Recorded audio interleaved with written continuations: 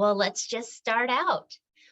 Welcome to the Sacred Healing Podcast, where we support you in your healing journey with authentic, inspiring stories and advice straight from the heart.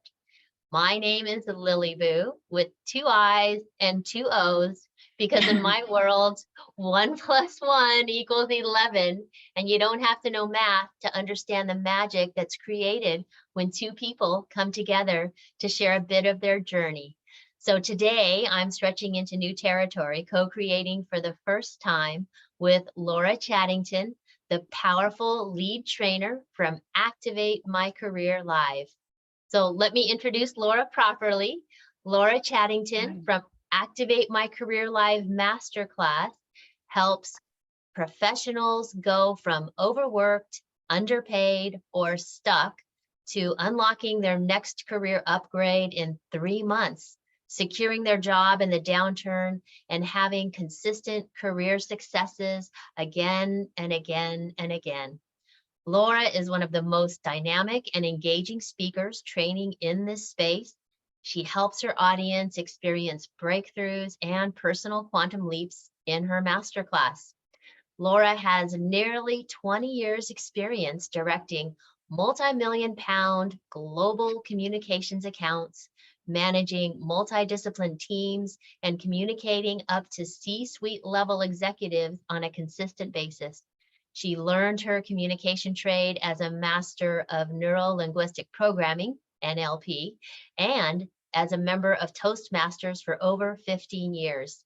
She's delivered and facilitated events and trainings all over the world with both individuals and teams from companies including Oracle, Deloitte, IBM, NHS, Gunnar Cook, True North Partners, and Facebook. And so today we'll be discussing how to get ahead in your career through self-promotion, something which I know I've struggled with, and I think anybody can benefit from your wisdom, Laura. So let's go ahead and dive right in. I think the best place to start our conversation is with our intention and, why? Why are you doing this? What inspired you to get started? Thank you so much for that introduction. It's such a pleasure to be here talking with you today, and I appreciate the amazing build-up that you have given me. And like you, I really want to give as much value as I can in this session today, and with everyone that we meet and network with. And to sort of answer your question about what inspired me to get started. I get that question a lot all the time, and actually when I think back, it was that I can literally pinpoint it to like one perfectly normal day when I was at work. I was in a job, I was in the office, and I received a not so normal meeting request from my boss, and it was like 2 o'clock, his office, and I sort of sat there trying to look calm and cool, but feeling nervous about what he was going to say. And he sort of said, Laura, unfortunately, we're going to have to let you go, and we're making redundancies. And one more thing, we're going to be keeping James. And I don't know whether you've sort of had one of the, when you kind of hear the words, so they haven't quite made sense to you in your brain, and it takes you a few seconds to kind of go, oh, hold on a minute, and then you sort of like, and that sort of panic sets in, and that sort of panic actually turned to anger for me eventually once that kind of clocked through. And I sort of was like, how can they let me go? I was like the lead director on the lead project, and I sort of thought that the work that I was doing there was important. And the other thought I had was, how come they were keeping this guy called James, who was the other director on the project, but not the main director? And I would have thought he would be one of the first people that would be out the door in when they were making redundancies. And when these types of things happen in your life, you start asking questions, don't you? You kind of like these big shifts in your life, you start asking questions. And I was pretty clear on what I wanted. I wanted a successful career. I wanted financial security. I wanted to have time with my friends and my family. I wanted to travel, all those things that we want. And I also wanted to have real purpose and add value, I think, to what I was doing in my career. And I definitely hadn't planned to be made redundant in any way. And you know what, when I think back then, I was working crazy hours. I was slogging my guts out, working crazy hours. I was in one of those jobs, I don't know whether you've been in one, but in one of those jobs where you're working all the time. There isn't overtime. Every time is work time, working weekends, constantly connected to my mobile. And I was sort of missing out on my life. I was missing out on my friends. And I was sort of like, I was just sort of like in this state of confusion, really. And when I think back to that time, there were other signs of the same problem that I was having. There were other signs I hadn't realized. And there were sort of events that happened. You know, I went into a presentation once with very senior partners in the presentation after working on this big project for over a year. And when I got into that meeting, when I had that interaction with them, it was horrible. I wanted the floor to swallow me up because it was, you know, I was just awful at communicating and presenting. And actually, I felt in those interactions I was having with those senior teams, I felt really intimidated. I felt intimidated. My brain kind of stopped working. You know how you feel when you're like, I just can't think straight. And I was also watching people who I thought, like James, who I thought weren't as good as me or had as much experience as me. I was watching them sort of get ahead, you know, going up the career ladder, getting promoted ahead of me. And I was kind of like, you know, what's going on? You know, what is going on? What am I doing here? And I was actually at my parents' house that Christmas, because in the UK, I don't know what it's like there for you, but in the UK, you always get made redundant at the end of the year because it's the tax year, right? So you kind of go into Christmas being made redundant. And I remember all the people around me celebrating with my friends and family. And actually, I was like, oh, I felt really kind of desperate in what I was doing. And so I decided to walk into it. I started to have a walk in the garden, and I was sort of walking around the garden thinking, you know, what am I doing wrong? What am I doing wrong? What was James doing? Why did they keep James? And why did they want to get rid of me? And I couldn't kind of work out what it was. And you know, when you're walking around and then suddenly in your brain, you kind of go pop and suddenly get that answer, don't you? You sort of go, oh, that's it. It suddenly dawned on me what James was doing that I wasn't. And I realized what James was doing is he spent time in his week communicating, speaking to the senior team, having coffees with them, dropping in and interacting with them, going to sort of teach-ins in the working environment, going for drinks after work. He was doing all those things because he was building relationships with them. And the senior managers weren't seeing me because they weren't looking at who was coordinating the teams and speaking with the client and all of those sort of practical things. They weren't seeing me at all. So it, you know, as I sort of stood there in my mum's garden, it really became obvious to me what I was doing and what James was doing. And I realized I didn't have those relationships except on a functional level. And James, on the other hand, he was building relationships and he was being seen. And I sort of there were sort of signs along the way, but I sort of tweaked and I was like, you know, there are two types of professionals here. There was me, that sort of slogging pro who was always, you know, focused on getting the job done. And then there was James, you know, that strategic pro.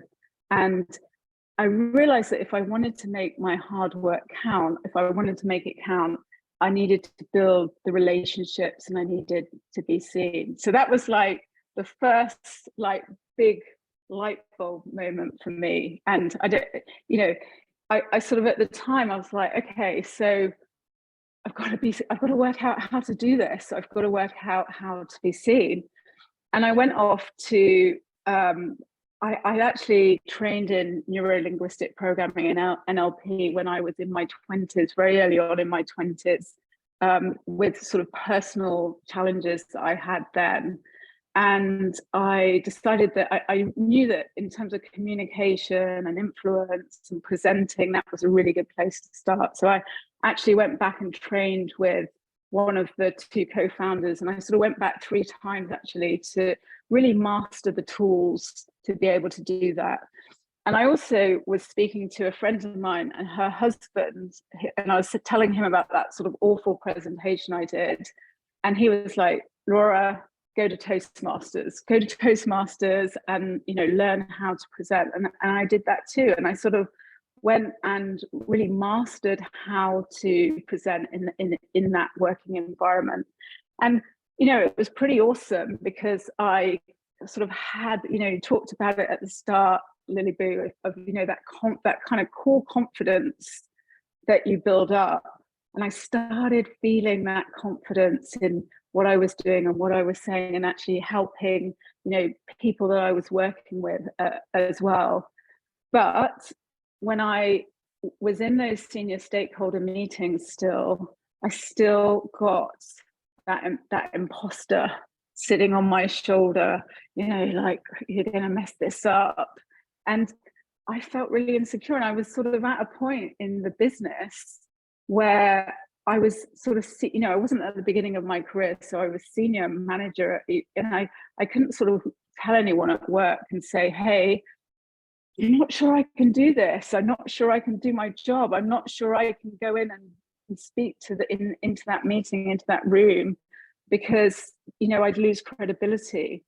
And I think, you know, when you're in the corporate environment, when you're working in the corporate environment, you get training like presentation training, or how to manage a team training, or how to be a leader training, but you don't get training on how to handle your insecurities and how to get promoted and how to get pay rises. You know, that's not the sort of thing that you get. And so I actually went outside to a coach that I had met on my NLP training, and I went to her and asked her for help. And I was sort of admitting, you know, this is how I feel, and this is, you know, what do I do about it? And she actually said to me, you know, lots of people that she works with have lots of sort of deep, you know, things deep down that really hold us back, things deep down that hold us back and stop us being as, you know, as good as we can be. And, you know, one of the things that she mentioned was, you know, lots of people feel like they're not good enough. You know, at a deep level, they feel, I'm sure you come across this too, you know, there's this kind of internal resistance that, you know, I'm not good enough. And at the time when she said that, I was like, I had this like, you know, almost a punch in my stomach. I was like, oh my God, that's it, you know, that's it, you know. And you run all those things in your head, you know, meetings that don't go well, presentations that don't go well, feedback people give you that isn't quite right, you know, comments that have been made, meetings, you know, mistakes you've made, regrets you've had. And, you know, nights that you wake up, I mean, I've done it, woken up in the middle of the night and gone, oh my God, I don't know if I'm going to be able to do this. And that sort of panic really sits in. And she really helps me, you know, gave me the tools to really manage that in myself, so that I really developed this confidence and applied these tools in the working place so that I could just do my job and be the best I could at my job at that time. And that was really the kind of path. I mean, it's kind of, it's slightly more, you know, more events than that, but that's really sort of how I ended up realizing that after sort of experimenting with these tools and working with other people, one of the things that I realized was that they always worked. The tools were kind of proven tools that always worked. And it doesn't matter what industry you're in, doesn't matter, you know, who you are, what position you are, it doesn't matter if you're introverted or extroverted, that these tools you could apply in your lives and in your working environment. And, you know, there were kind of two things that I, you know, came to realize in that process that you needed. And one was you needed to really commit. You needed to go all in on yourself, and you needed to follow a system that you could really, you know, that you knew that was going to work. So a proven system that you knew was going to work. And after applying all these tools, everything really changed for me. It changed for me, it changed for my clients. And I talked about that kind of confidence and belief I had in myself, which was, you know, it really is life-changing, and it just changes everything that you do and the way you go about things, and having that confidence to be, you know, all in and committed to everything you do. And I kind of, everything sort of switches around, and I would then see those interactions I had with the C-suite and the senior stakeholders. I saw it as an opportunity. So before I was like, oh my God, I'm going to mess it up. And now I was like, every single interaction I have is an opportunity to be seen, to be visible, and to build relationships. And I got paid better. I got, you know, got different jobs. I got the projects I wanted to work on. I've helped clients negotiate, you know, 5-figure, 6-figure salary increases, promotions for people who have not been able to get promoted, who failed to get promoted before, people who've done job interviews where they haven't done one for 10 years, and they're kind of like, oh, I haven't done a job interview for 10 years, who've gone in and got the job and nailed the job. So they're really, really powerful, you know, they're powerful tools and a really powerful system to have in place. And I sort of went from this person that always got the job done, always worked hard, always worked hard and committed and delivered, but I didn't get promoted. I got made redundant, and I didn't get anything in return. I was that slogging pro. And instead, I started becoming strategic about my career. I started becoming strategic about my career. I became a strategic professional. I became a strategic pro. And there's a really great quote. We were talking about quotes before we got on here. There's a really lovely quote from Seth Godin, who says, you know, quit waiting to get picked, quit waiting for someone to give you permission, quit waiting for someone to say that you're qualified, and pick yourself. And I love that quote. And another one is, you know, procrastination is the assassination of your destination. And I decided that, you know, enough was enough, and I was going to become a strategic pro and go all in. And that is where I kind of came along that career path and got to be doing what I'm doing now. Wow, that's an inspiring story. I'm sure many people can relate to so many aspects of that, especially the inner critic, that little voice that comes in and says you're not good enough, or, you know, who made you the boss, or who do you think you are? And that, I think that gets in the way a lot with people speaking up, speaking their voices, afraid of getting judged, or and then tiptoeing around, and like you said, not being full in, not playing full out, and not going to our full capacity. So I'm just curious, you know, you made a big shift. It sounds like you completely almost reinvented your identity. Like how did you do this? Yeah, I mean, you're absolutely right. It really is.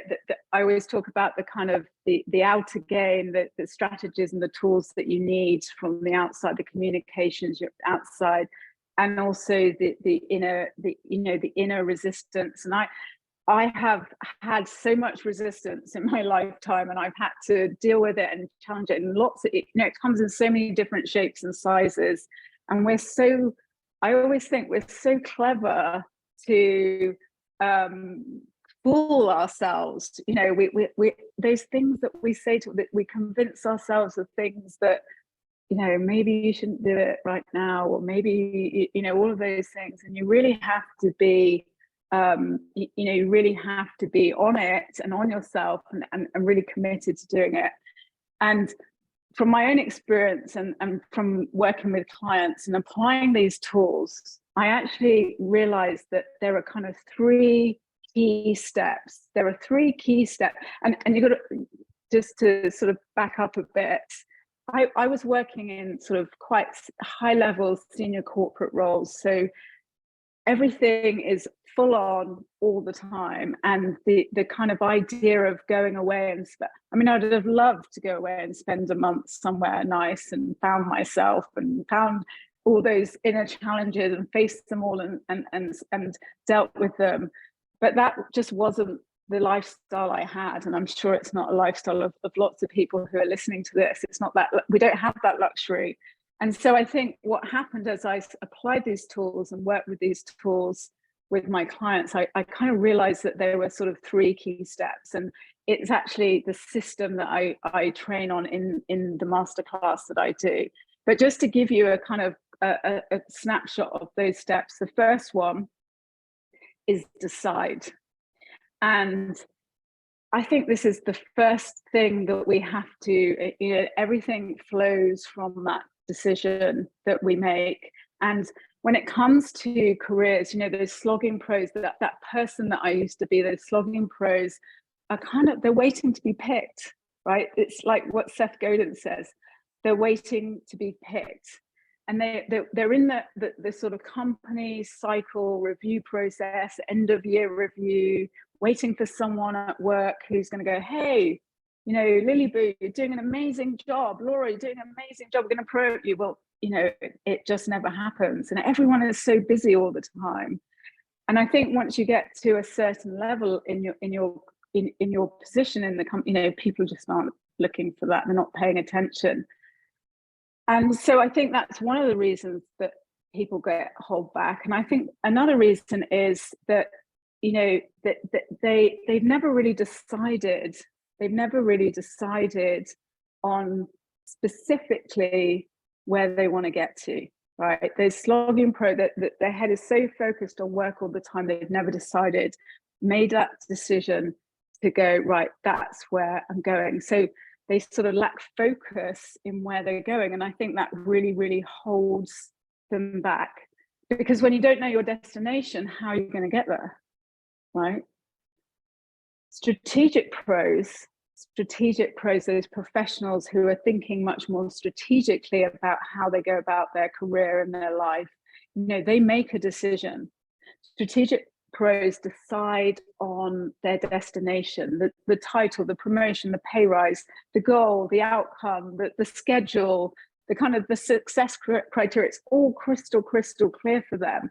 And they sort of work on that path once they've got that destination in their mind. And again, it's that shift in the way that they think. And again, I use the term all in. I think we'd be using it all the time, but strategic pros are going all in and becoming the person that they need to be to get to the destination they want to get to. And so it starts with that first step. It starts with that first step, which is decide. And what are you deciding? Well, you're deciding to operate as a strategic pro. You're deciding to make that shift, not that slogging pro anymore, and not sort of following the normal company agenda. You're deciding to be a strategic pro. You're deciding to commit to that destination. You're deciding to be the version of you you can be, no matter what's going on deep down, no matter what's happening. And you're deciding to go all in on yourself right now. And it gives you so much clarity. You know what I mean? That when you've made one of those decisions, right, where you're just like, I'm absolutely crystal clear on where I'm going right now. And I think that's the first step to getting to wherever it is, whatever that outcome is for you or for anyone watching this or listening to this. And then the second step is the system is communicate. So step one is decide, step two is communicate.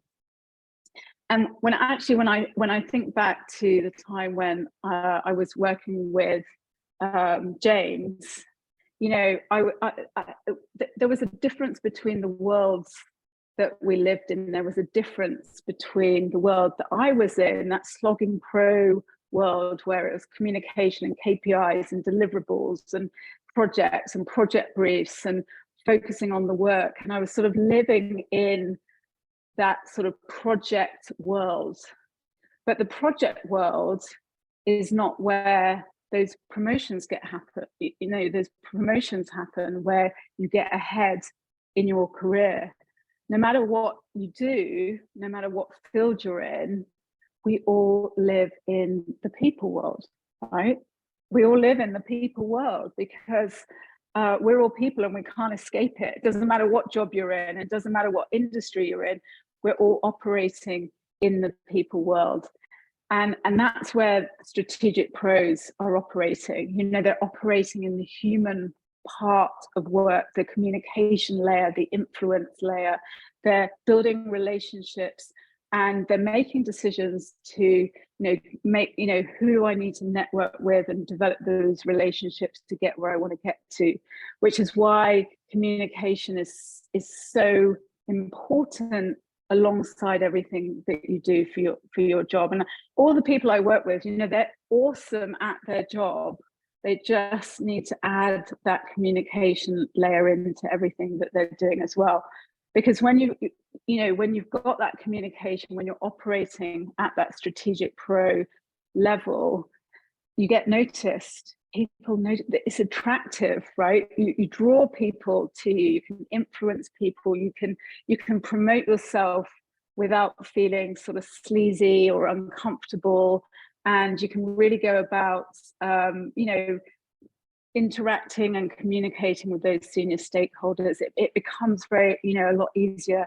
And I think it's really it unlocks everything up for you. It really does. It unlocks. It's like the key that unlocks everything, and it really starts making a difference to the way that you go about your work, your workplace, your career. And it's really, once you kind of make that shift, I made it as well. When you make that shift to communicate as well, that really opens the door, I think, to all the opportunities that you can ever dream of, right?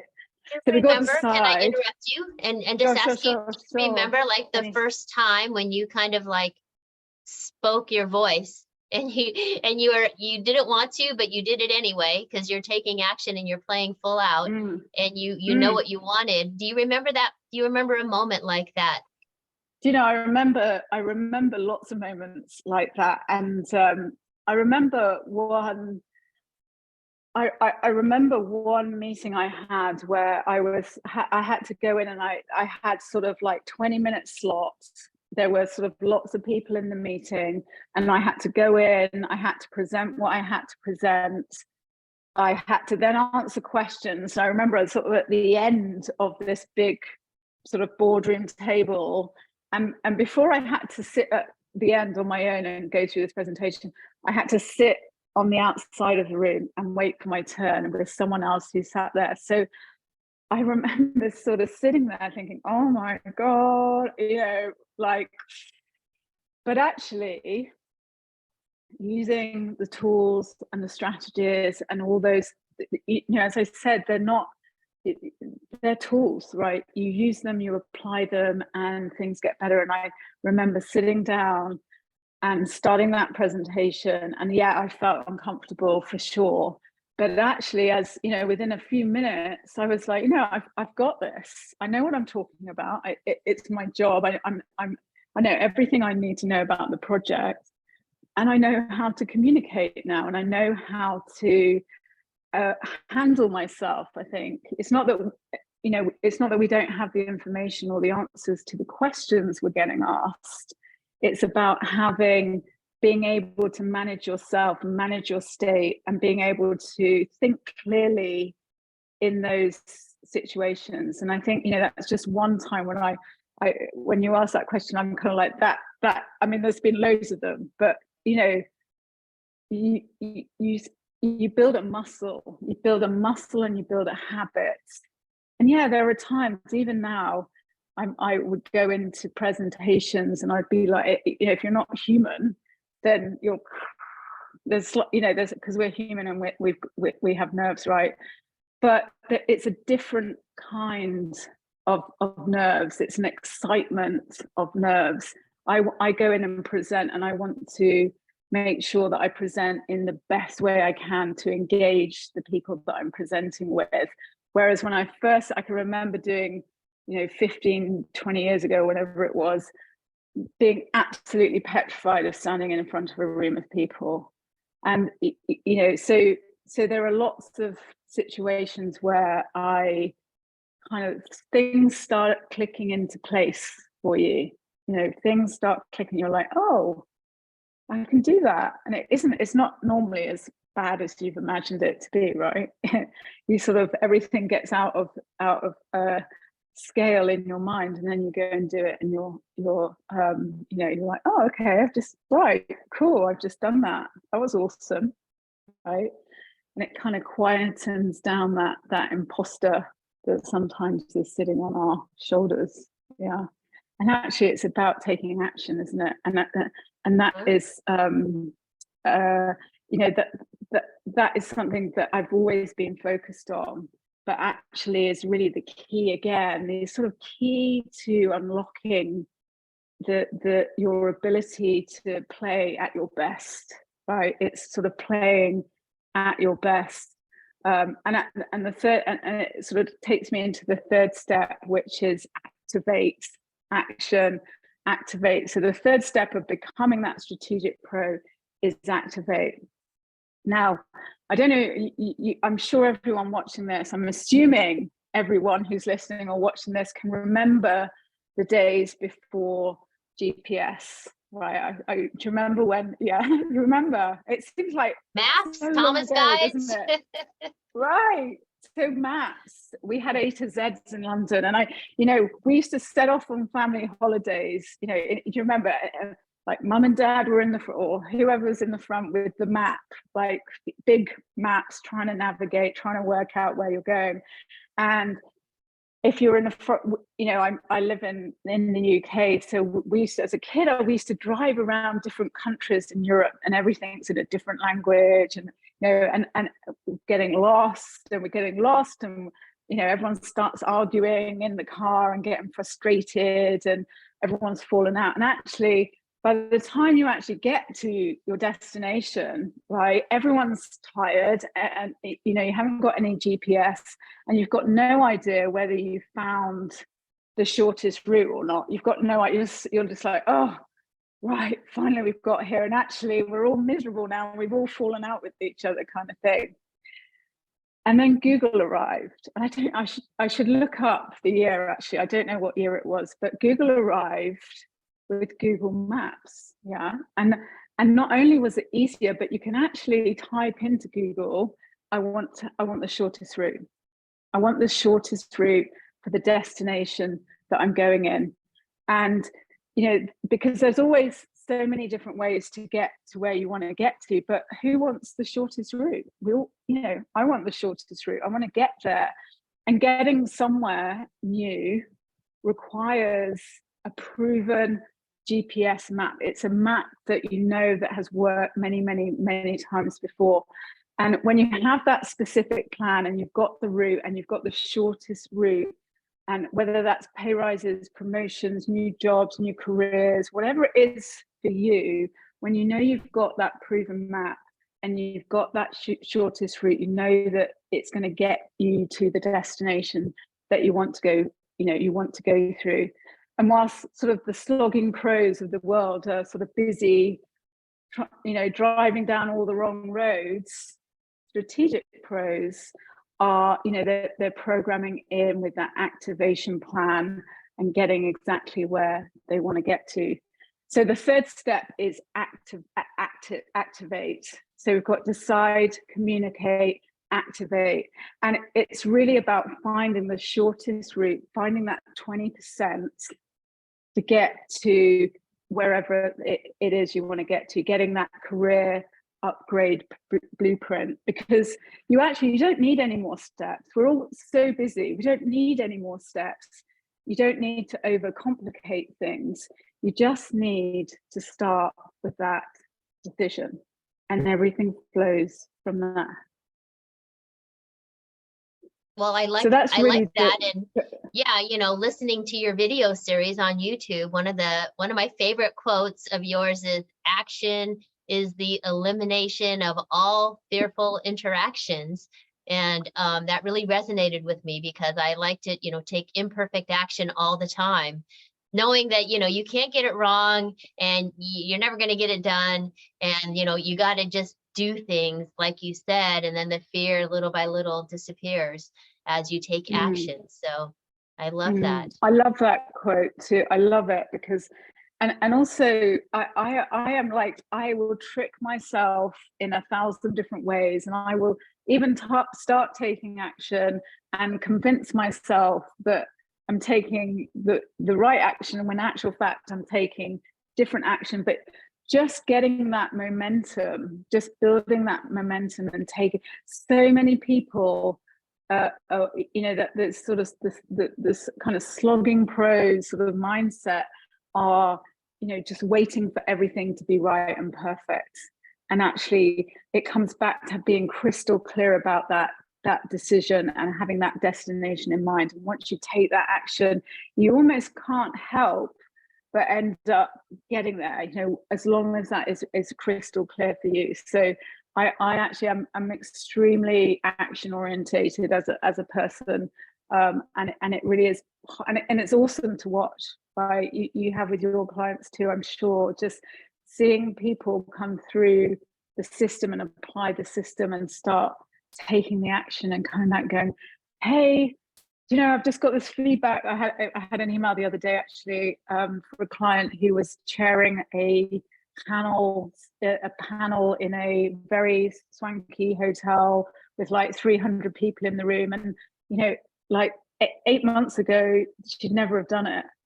And you know, she sent me the feedback from one of the clients that was there, who had talked about the panel discussion, but had also said, you know, and you know, she was inspirational as a speaker. And you just never know what's gonna, you know, what you're gonna do and what's gonna come back. And I think, as you say, Liliboo, that the kind of action is absolutely the key, for sure. Yeah. Well, you touched on some, you know, a great framework, and also tapping into a mentor, you know, a coach, somebody that can help get you over the hump of your stuckness, like you were talking about.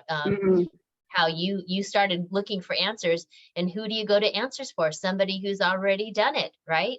And it sounds like, you know, you created this system because you had that obstacle in your path, and you were able to actually take a step back, look at some of the patterns in your life and the patterns in other people's lives. If you want to get good with working at people, you get good at noticing patterns, right?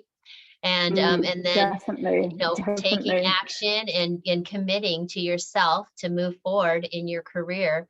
And so, yeah. How can listeners find out more about you, or more about your system?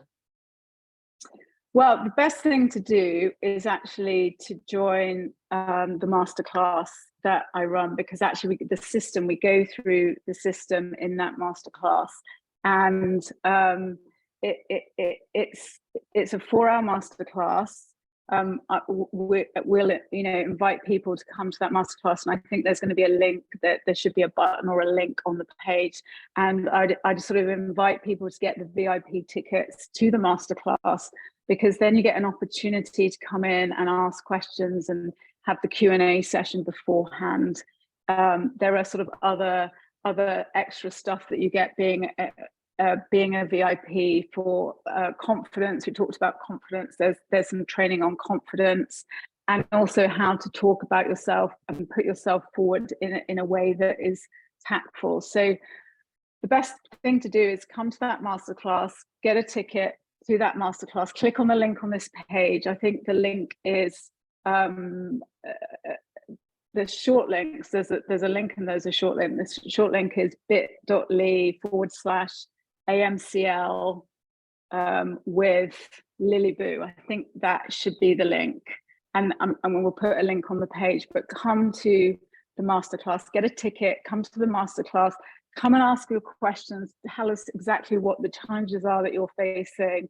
And in the masterclass, we train the system, and really the intention is that people kind of come in, have some experience, really get some like shifts and changes during that time, during that masterclass, and are able to come out of that masterclass with that clear decision, those clear actions and everything that they need to do, and really start making the shifts. As we've talked about, it's really about having the confidence to take that action and be and do whatever you want to do. It really is. It's exciting and it's fun, and it's awesome. And I just would invite everyone to attend it, because it's really great to get involved and interact with everyone.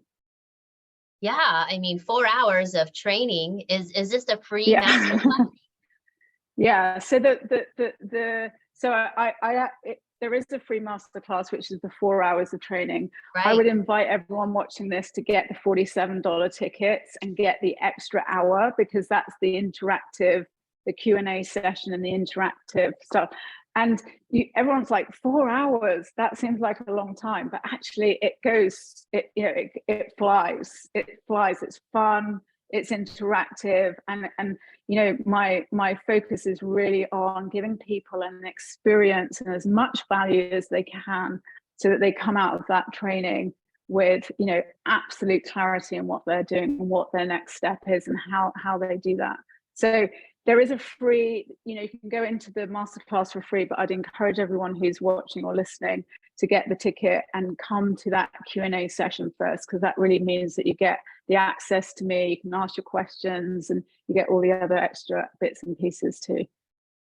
Yes, I always like to go to the live VIPs and master classes. There is so much, it's so much fun just to be able to talk with the actual presenter and, ask your personal questions, and then, get whatever else extra information, you're going to give up so much value during the training, and they can get so much value from just interacting, because that's how we learn, right? As humans, we need to interact with each other. And I think fantastic. You're absolutely right. Sorry to interrupt. I was just going to say, you're absolutely right. I think there is everything that you said, and also there's the networking element as well. I always go and do the extra sessions, because you meet people, you network with people, you get access to all of the trainers and everything like that, and it really is worth it's worth the $47, right, to go and do that. Well, if you take $47, what's that? It's a couple cups of coffee these days. So or the cost of a breakfast out, you can start your new life, get on a new path for your career and get crystal clear on what your next step is. That's worth it to me. So the more we invest in ourselves, the more it pays off, continually. It never goes away. You can never unlearn anything that you've learned. And it's been great listening to your journey, listening to your story. I'm going to say that quote again, which is, action is the elimination of all fearful interactions. And so you can start taking action as a listener right now, and click on that link and go to this wonderful training that's going to help you gain clarity and give you the system to move forward as fast as possible without any extras. And that's what you get when you find somebody or you hire a coach or a trainer, is you get the benefit of them having made all the mistakes and where the pitfalls are, and say, oh, watch out for that, and don't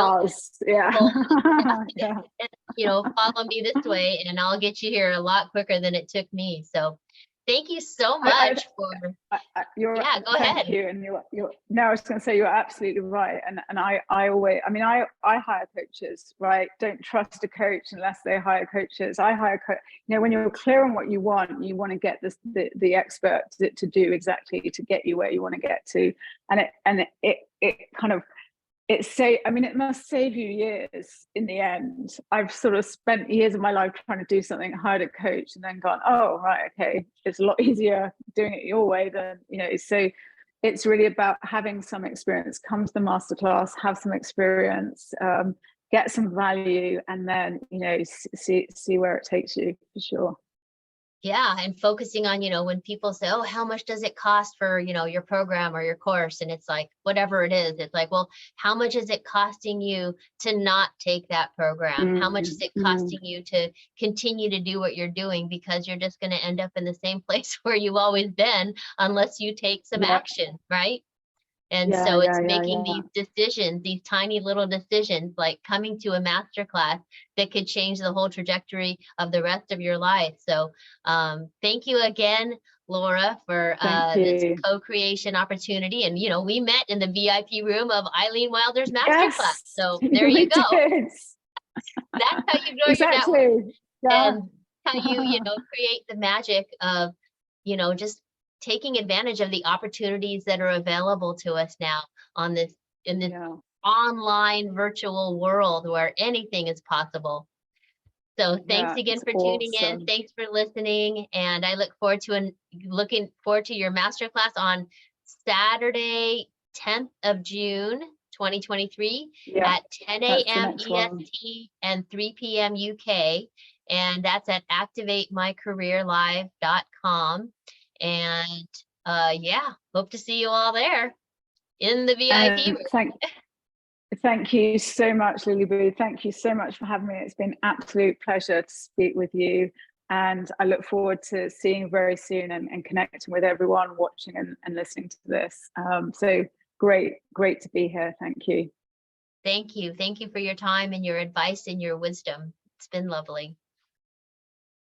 Thank you.